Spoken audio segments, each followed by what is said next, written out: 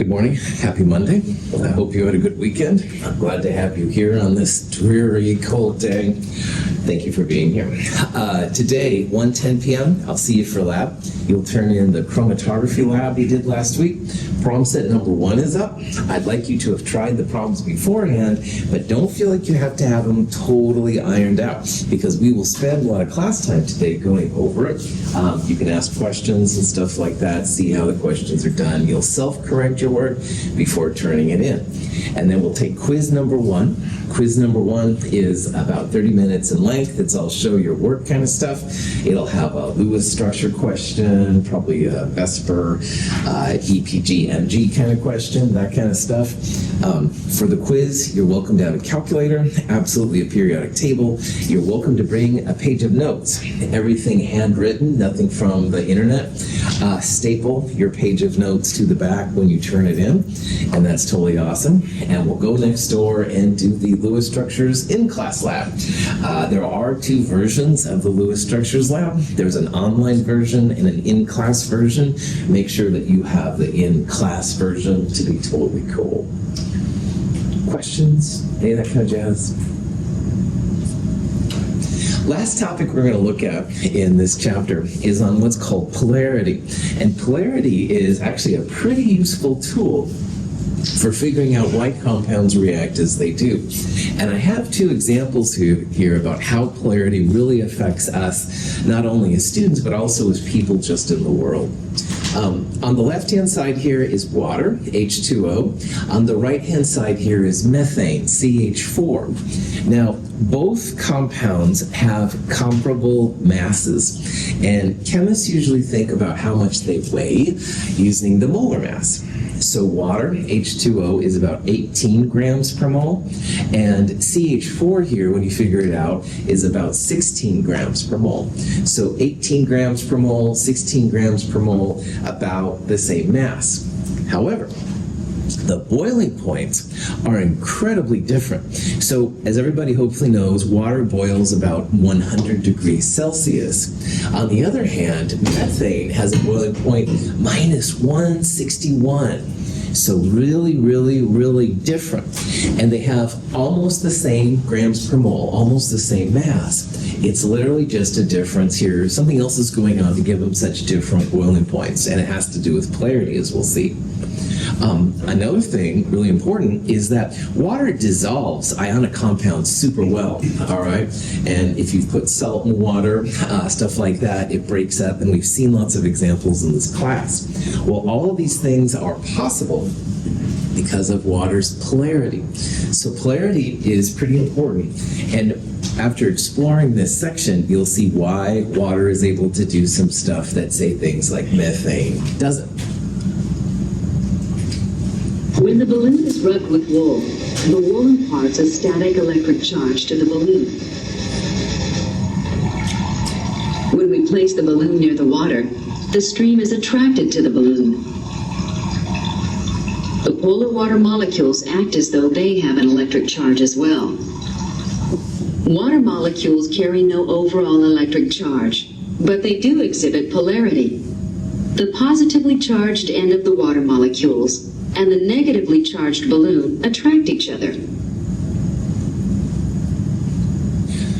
I once went to a science birthday party for my son when he was young, and this magician, quote unquote, put a balloon next to water. Of course, didn't do anything. And he said, well, I'm going to do some magic, and he babbled some magic spell or something like that, right? But he was rubbing it with a piece of fur, and all of a sudden, then the water started to move towards the balloon, and it was his power over the cosmos or whatever. But anyway, it was really just polarity, and you can do this magic, quote unquote, trick too. You have to have a pretty thin stream of water, all right? But if you do, you can actually see it kind of move towards something like a balloon. And how this works is your balloon actually gets a little bit of a negative charge from the rubbing with the wool. And water is not really neutral. Now, H2O doesn't have a charge. It's not like Na plus and Cl minus, all right? But we're going to see that it has a kind of a charge. And if you look at this drawing, the hydrogens in water are moving towards the negative side.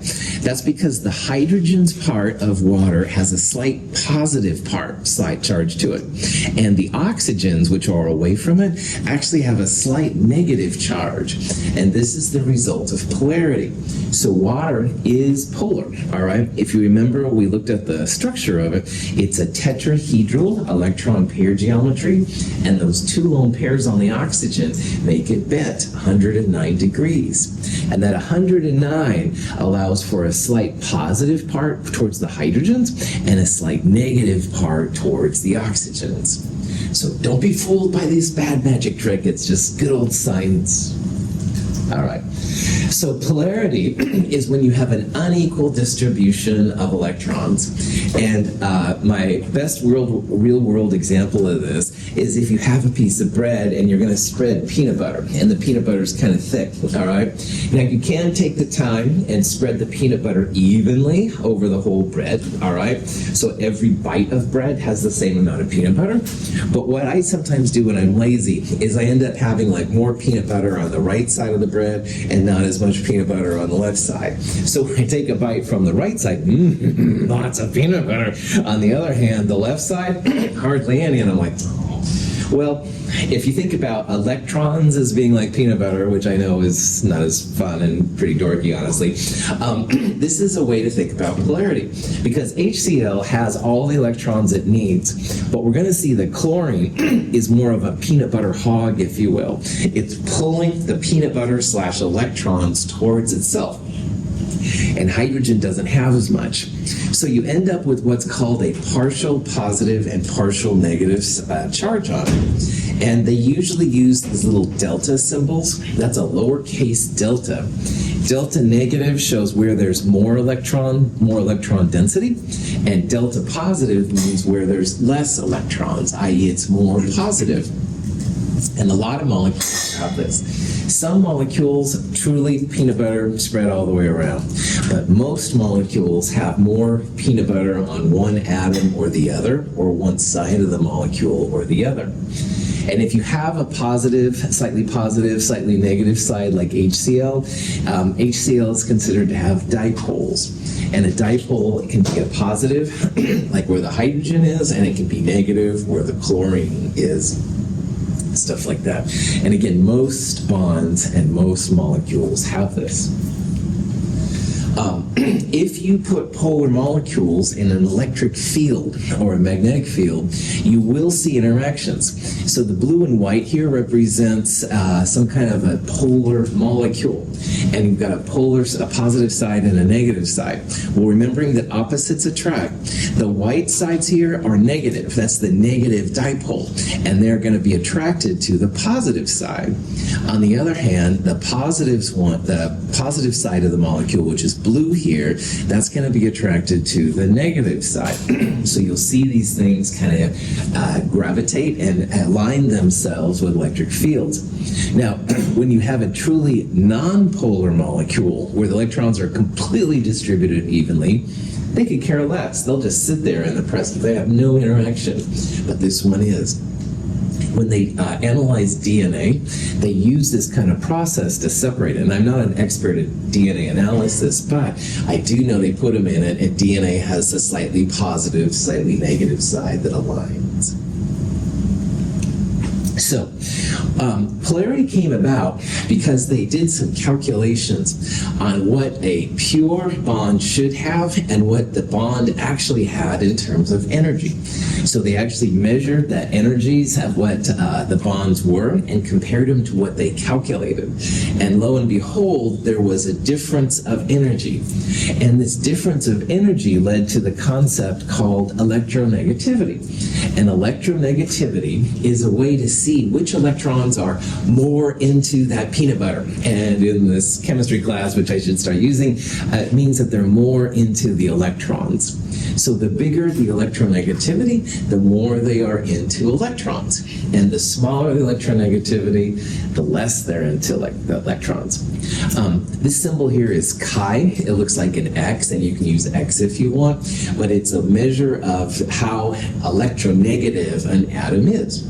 And as a real practical example of how useful, in a Lewis structure, the central atom has to have the lowest electronegativity. So one way to find a lot of these structures is you can look at this value of electronegativities, which I'll show here in a little bit. The lowest value will go in the middle. So here's just a table of electronegativities, and you don't have to know / memorize any of these. But the important part here is that fluorine is the most electronegative of all. And what that tells us as chemists is that fluorine is more into electrons than anything else. And more or less, as you go up and to the right on the periodic table, electronegativity values increase.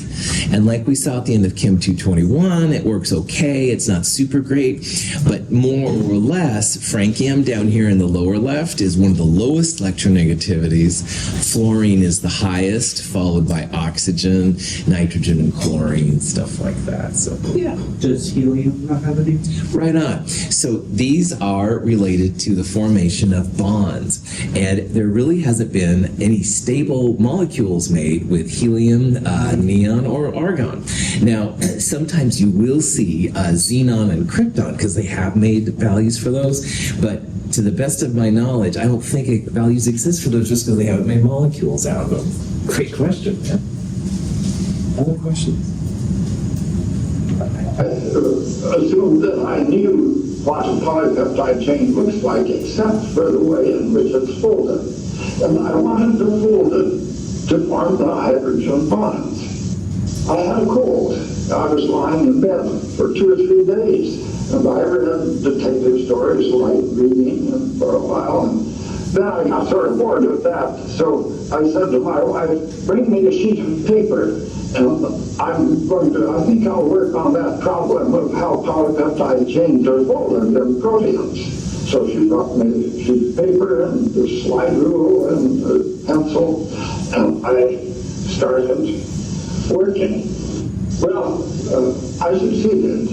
It only took a couple of hours of work that day in March of 1948 for me to find the structure called the alpha helix. Linus Pauling discovered that protein molecules have a helical structure. If we remove the hydrogen atoms from the model, we can more clearly see that the molecule twists around itself, rather like a spiral staircase. The helical structure allows a very large molecule to occupy a relatively small space.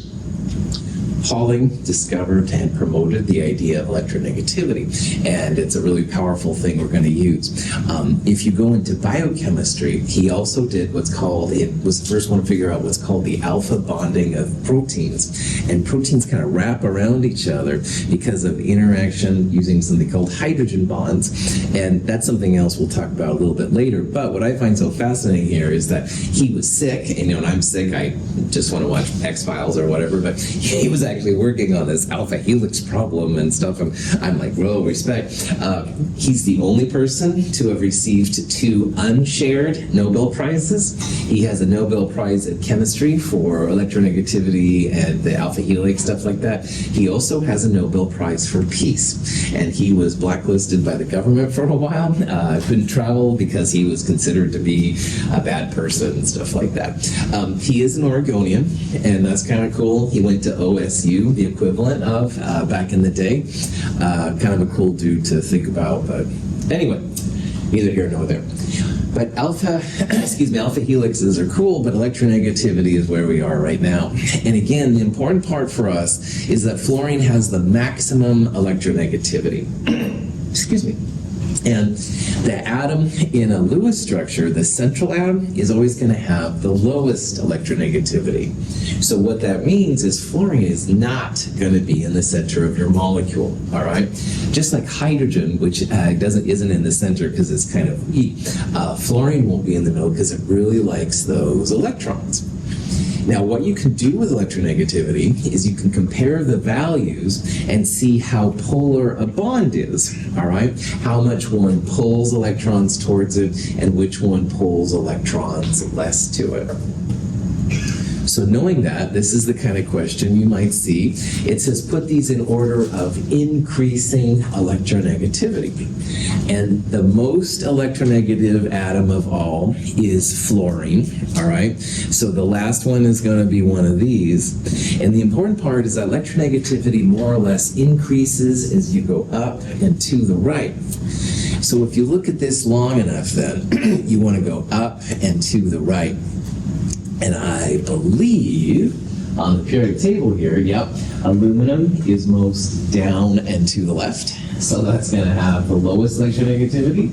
Then you go up and to the right. Up, next one would be boron. So we would expect that one to be higher. Oxygen would be the next one. And fluorine is the most electronegative of all. So that would be the order of predicted electronegativity, and you should always, of course, check your values and stuff like that to see. So, yes. I can't remember what it was, but in 221 we discussed, I believe it was atom size, going based off, I can't remember if it was down or up, but does that also correlate with the electronegativity that would correlate enough? So yeah, atom sizes for atoms and ions increased left and down. So it's the opposite of electronegativity. And electronegativity goes up and to the right. Depending on what you studied, electron affinity and ionization energy also go up and to the right. But the sizes are the opposite, all right? They'll go left and down. But that's cool that you remembered that, because yeah, these little trends, they're not totally accurate. You should always double check values, but it's really nice and it makes you look cool if you could quote that these things are bigger and smaller. Excellent. Other questions? So, knowing that electronegativity can be used to see what is a more polar bond, we can use electronegativity here to see which bond is more polar, OH or OF. And sometimes they'll refer to this as more dipolar, but usually people just use polar. So what we'll do to answer this question, we're going to look at the electronegativity values of O and H versus O and F. And if you look at that table, oxygen is 3.5, fluorine is 4, and hydrogen is 2.1. So the difference in the electronegativity is just the absolute value between these two, 1.4 versus 0.5 for OF. And what this tells you, there's two interesting things that come out of it. First of all, the OH bond is more polar. And what that says is that oxygen pulls electrons towards it a lot more than hydrogen does. And earlier when I talked about that magic trick, the hydrogen was the positive side, because man, oxygen pulling the electrons right to it. On OF, however, fluorine is pulling electrons more than oxygen. So in the OF bond, fluorine is the negative side, delta negative, shows partial negative, and oxygen is more positive. So it really depends what's around it as to what is positive and negative. Fluorine always negative, oxygen usually negative, but it does kind of vary with what it's around. So you have to be kind of careful with these things. But we would say that OH is more polar. You've got a bigger separation of positive, negative than you do in OF based on that size. Again, you don't have to memorize any of those electronegativity values, but if you can use them like this, then you can do some kind of cool things. Okay, so the question here is, which of these bonds would you expect to have the greatest bond polarity? Now, greatest bond polarity would be the biggest delta chi, the biggest difference in electronegativity values. Now, F and F is one of the biggest electronegativity values. But we're not looking at individual electronegativities, we're looking at the change in electronegativity going from one to the other. And if both of these have a value of 4, which was what the value was, your delta value will be 0. So this is actually not polar at all right? It looks like it should be because fluorine is really good, but when it's just itself, it's not polar whatsoever. So to answer this question, you kind of want to find two atoms which are furthest on the periodic table, all right? So N and O, there is a polarity, but they're right next to each other on the periodic table. And F, they're the same element, so that wouldn't work. But if you look at this long enough, potassium, K, is a metal. It's way over on the left side of the periodic table, and fluorine is on the right side. So KF would be the greatest bond polarity here. And if you think about it, KF is actually more than just polar. It can actually make ionic compounds, K plus and F minus, sitting next to each other. So to answer questions like this, just look for the two which are furthest apart on the periodic table. Okay, cool. Yeah. Other questions? Now that we figured out how polar a bond is, we have to think if a molecule will be overall polar or overall nonpolar. Now, just a little bit ago, I said that fluorine was the most polar, all right?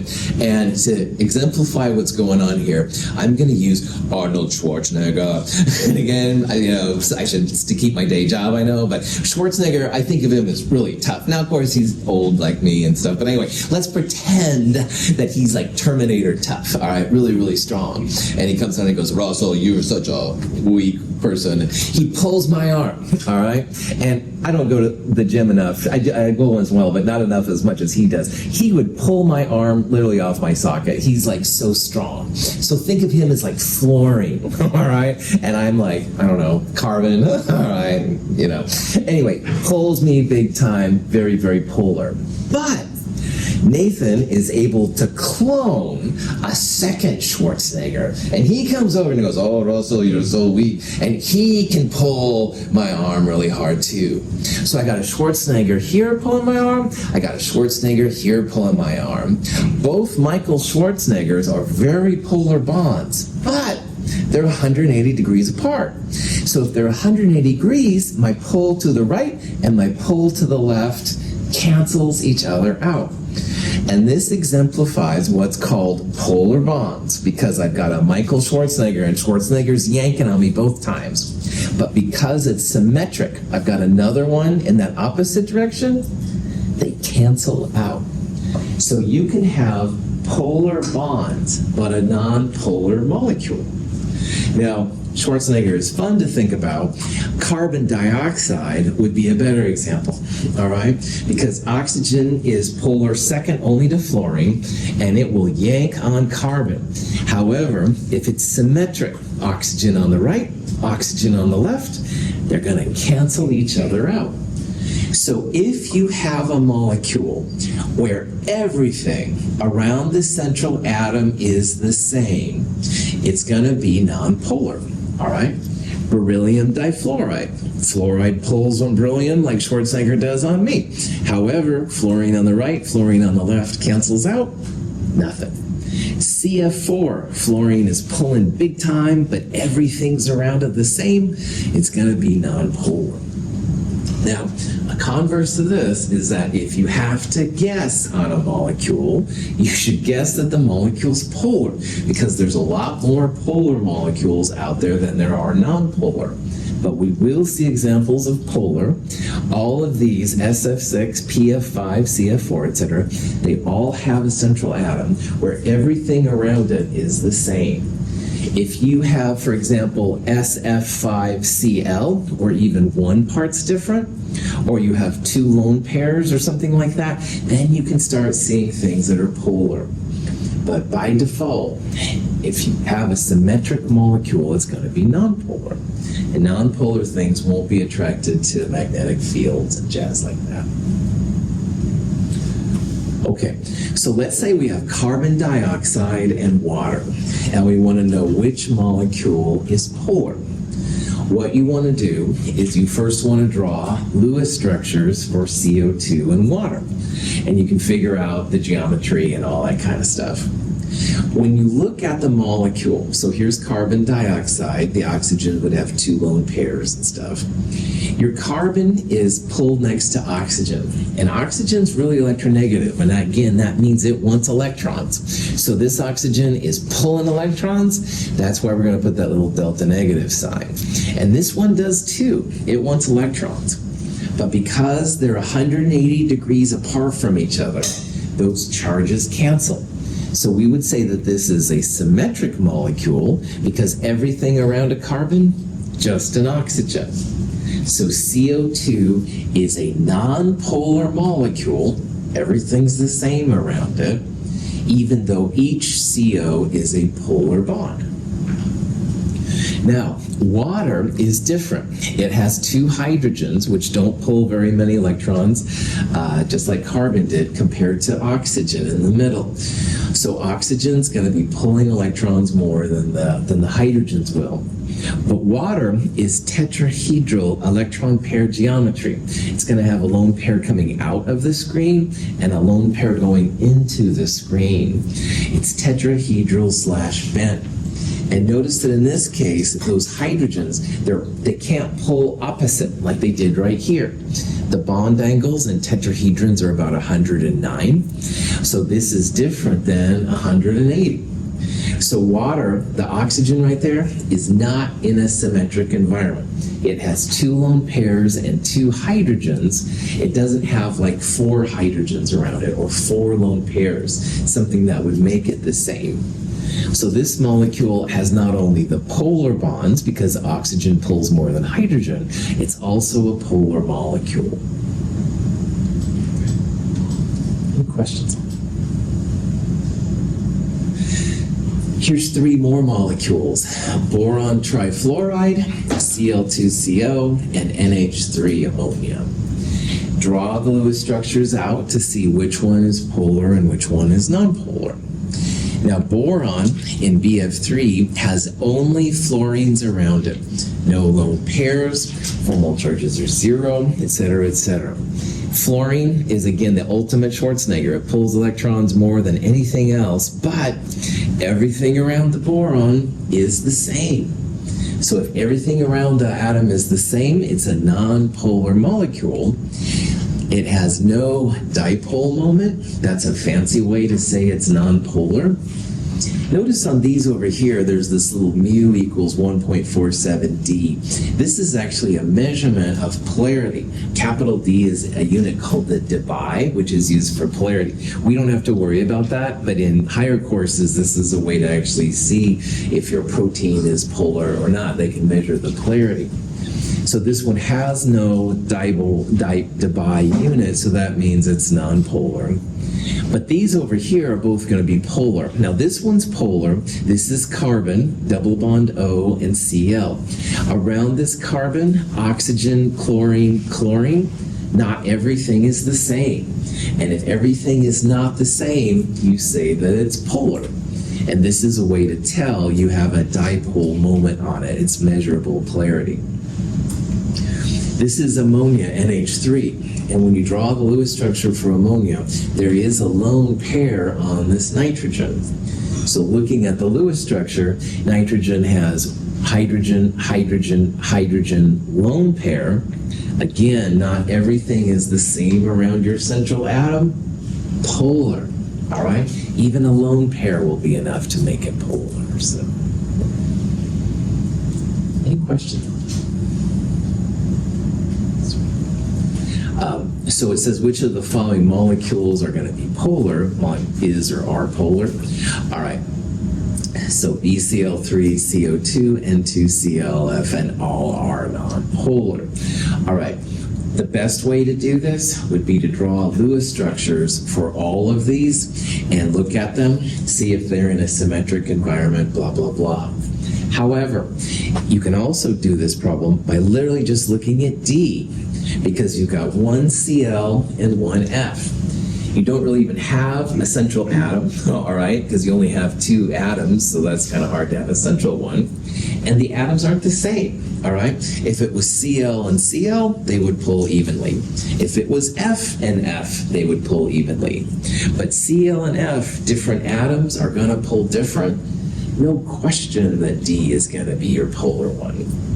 This one is boron in a trigonal planar environment. When you draw it out, all chlorines are separate around boron. There's nothing else, so that's nonpolar.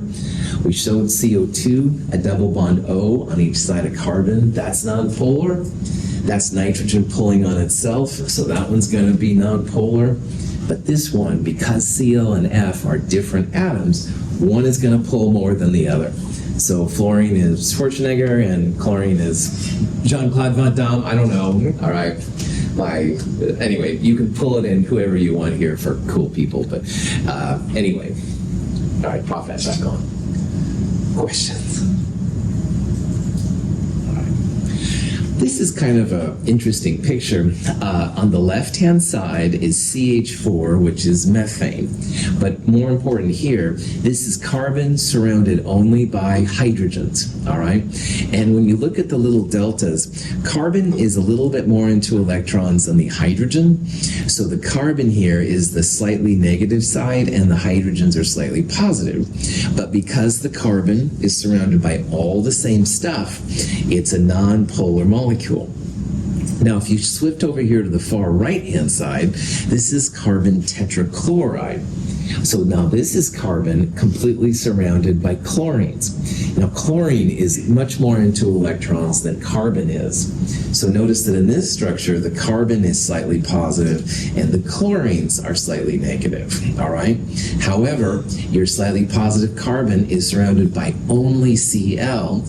Everything around the central atom is the same. This one is nonpolar too. It has no Debye reading. It has no measurable dipole moment, no measurable polarity, just like CH4 does. And then in between, you're substituting 1, 2, or 3 chlorines until you get to all chlorines around. And you can see how all 3 of these middle ones are polar.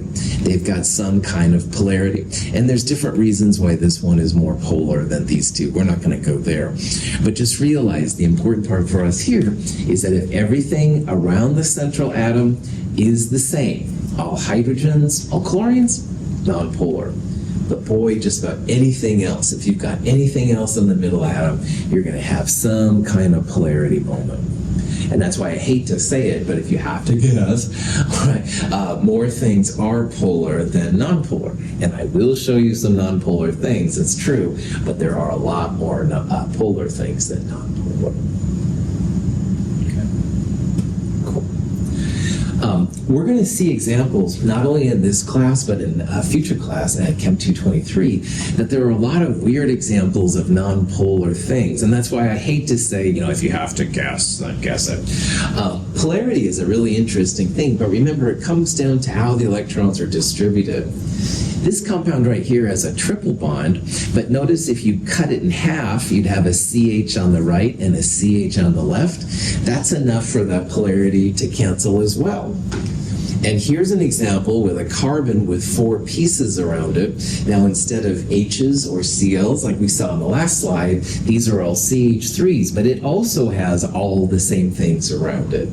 So there's a lot of weird examples out there of things which are non-polar. So don't think that everything is polar, all right? But there are a lot more things which are polar than non-polar. I just worry that you'll be at Harvard one day and say, oh yeah, well it's polar, and oh man, it's actually... Questions? All right. So that's actually it for chapter 7. At the end of each of these chapters, besides the cheesy jokes and stuff like that, I want to talk about some of these things, which I won't usually say, but if you're new to my world, I want you to know about them. I have several types of guides for each chapter to help you learn the material. Study guides are pieces of paper, about a page, bulleted lists of things that I think you should know from this chapter, all right? And what people do with them a lot of times is they go through and they make sure, oh yeah, I know that, I know that, I know that, what's this? And they look that part up, all right? And to be fair, I sometimes focus more on certain concepts than others, but it's a good idea at least to give you a sense of the things that I think are important. The study guides are in your companion and online, stuff like that. Now, concept guides, on the other hand, can be really helpful. Concept guides are a series of worked problems from these chapters. And it'll ask a question, and then it shows how to answer it. And concept guides can be pretty helpful to figuring out some of the little nuances of the different chapters. Some people use concept guides as almost their only study guide. Other people never use it. So it's just another tool out there It's on the website and in the companion. And then I also have, after these pages, which again I won't usually show, but I have what I consider to be important equations, ideas, handouts, stuff like that. So this is kind of an overview of the things that I think are important from chapter 7. And again, as long as most of them look pretty good, you should be okay. But if you want, this is kind of a good idea to see. And then finally, even after this, I have some sample problems. So here are 8 problems, all right? And the next page, I have the answers. So if you can do these problems, if you want extra practice, you can go through, make sure you're good. If you run into problems with them, you can let me know and stuff, and I'll try to help you out with them. Just additional things to kind of help you out. But that being said, let's get out of this chapter, and let's get into the next chapter. All right. In chapter 7, we looked at how molecules are made, primarily covalent molecules. We looked at the rules to see how electrons are distributed. We then talked about the VSEPR ideas to figure out geometry, figure out polarity, bond angles, and stuff like that. But one thing we didn't do in chapter 7 was talk about why they did it, all right? We just kind of looked at the overall rules and patterns and stuff like that so you can make things happen. In chapter 8, we're going to try to tackle the why question a little bit more. And this is an area now where there's still lots of work left to be done, all right? And some of the ideas we're going to look at are works in progress, and I won't have all of the answers sometimes, but I'll show you here what chemists have figured out kind of to date.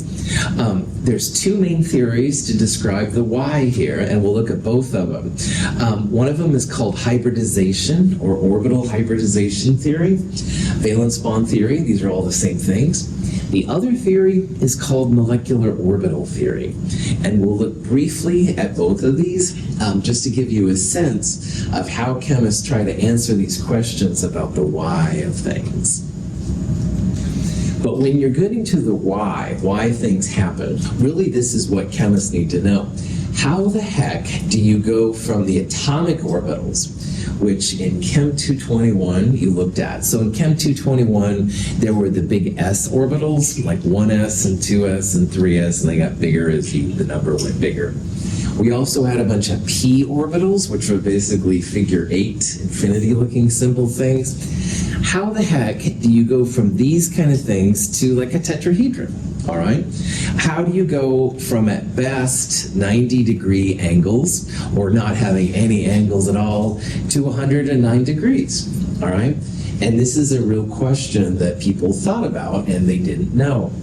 So in this section, we're going to try to answer, like, why, how do you go from big circles at 180 degrees to 109 degrees? Now, the first big theory was another thing that Linus Pauling did, and that's why he's so important in this section. And his idea was around what's called valence bond theory, all right? He thought that the valence electrons, which were used to make Lewis structures, those valence electrons are localized between the atoms of a bond to make molecules happen. And if you have a bunch of these valence bonds running around, well, valence bonds are just electrons. They want to be as far apart from each other as they can, and you end up making then stabilization based on that idea. Valence bond theory is not as sophisticated as the next theory we're going to look at, but it is very useful if you're in the hallway talking to Chem 104 students, because a lot of times valence bond theory aligns itself pretty well with a pretty good explanation. It may not be totally perfect, but it's really a cool thing if you want to impress your brothers and sisters, shall we say. Now, the new player on the block is called molecular orbital theory. And this guy named Mulliken was the first one to kind of think about this stuff. Now, MO theory is the ultimate, all right? It's by far the best kind of thing possible. And in molecular orbital theory, the valence electrons aren't just between the two atoms, they're actually delocalized over the whole molecule, which means kind of like it makes like shields around the Enterprise, if you're a Star Trek fan. In Star Trek and Star Wars and stuff like that, they'll put shields up, you know, when they're attacked and stuff. Shields kind of surround the spaceship. And molecular orbital theory kind of says that electrons are all around the molecule, not just within two pieces right there. The atomic orbitals are delocalized, i.e. mixed together, into a molecular orbital, and we'll talk about that here in a little bit. If you can pick a theory to use, MO theory is the best, but we'll see that it's not always as simple as you might think. This is just a picture showing an overall attraction when you have two atoms coming together. If the two atoms are too far apart, you can't make any bonds. There's no like glue holding them together. And as they get closer and closer, you begin to form the attraction between them, the glue, which is kind of like the bond that happens. On the other hand, if you get too close to each other, then you begin to have proton-proton repulsion from the nuclei, and even the electron-electron repulsion starts to kick in. So there's always going to be some ideal overlap where you're just close enough, but you'll have the most energy saved. So in this particular case, and I think this is for hydrogen, they find that the best bond length between the centers of those atoms is about 74 picometers. A picometer is 10 to the minus 12 meters. It's pretty small. And when you do that, you get a bond which is 436 kilojoules of energy. So over here, you'd have no interaction. Here, you'd be able to have a pretty powerful bond that would take quite a bit to break up. Energy of two atoms varies with distance, according to the interplay of the attractive and repulsive forces between them.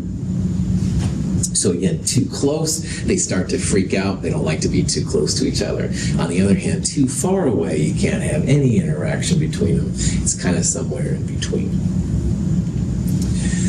So, in that last example, sigma bond formation was shown. And sigma bonds is when the orbitals smash together. All right, so it's like the glue that holds them together is just from them sticking together. And you can have sigma bonds form sticking together between s orbitals. So I showed in that picture there in the last slide, H and H coming together. But you could also have a s and a p orbital. Now, fluorine, and if you remember this, cool, and if you don't, it's no big deal. Fluorine has a 1s2, 2s2, 2p5 electron configuration.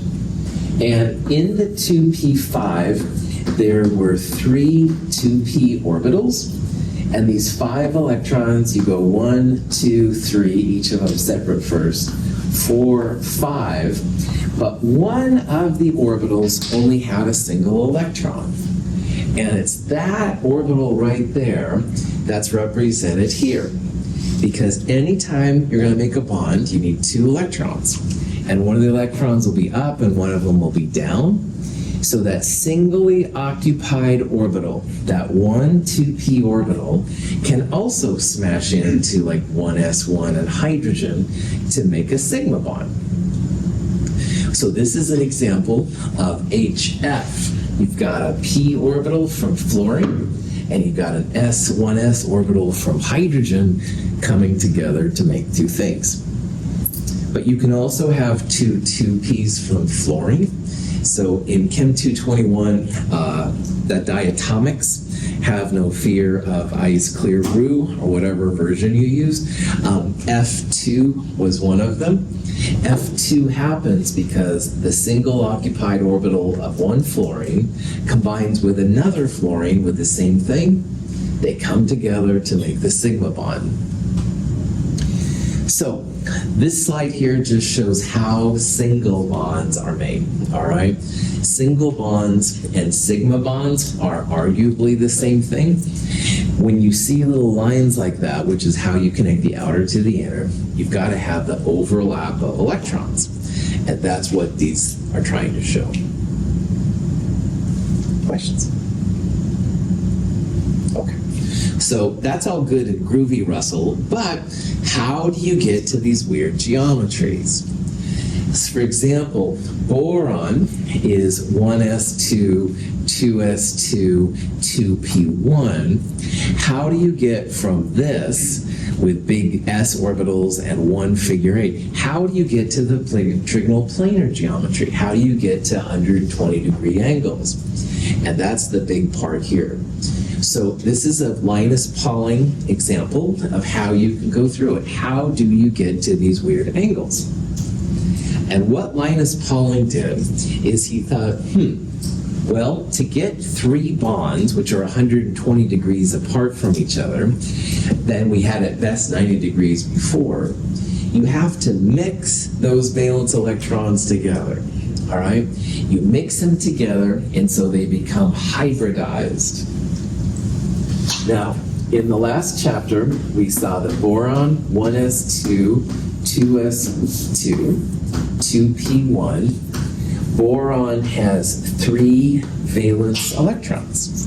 It's in group 3a, and those 3 electrons are used to make bonds. The 1s2, those are core electrons, they're deep inside. So these 3 electrons here, the 2s2 and 2p1 in the atom, we're going to say that they become hybridized. And hybridized is just a fancy name for mixing them together. So instead of having different energies, when they're hybridized, they're all going to have the same energy. And those energy similar electrons are going to be put in new types of orbitals called hybrid orbitals. And if you have electrons all of the same energy, they're going to want to be as far apart from each other as they can. That's where the trigonal planar part comes from. So this diagram tries to show with a diagram what I just told you in words. Remember, boron is 1s2, 2s2, 2p1, but the 1s2 is core. They are not affected. The 2s2, 2p1, those are the valence electrons, the ones that mix. And when you hybridize them, they're no longer different energies and different orbitals. They're all the same energy with new hybrid orbitals. So we would say that these 3 electrons become 3 new orbitals.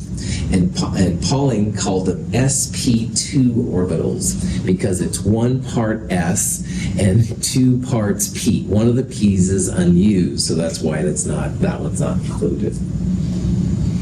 So sp2 orbitals means you got 1 part s and 2 parts p, 3 orbitals total. And these new orbitals are called hybrid orbitals. Now, once you have these 3 orbitals, they're all the same energy. And those orbitals want to be as far apart from each other as they can.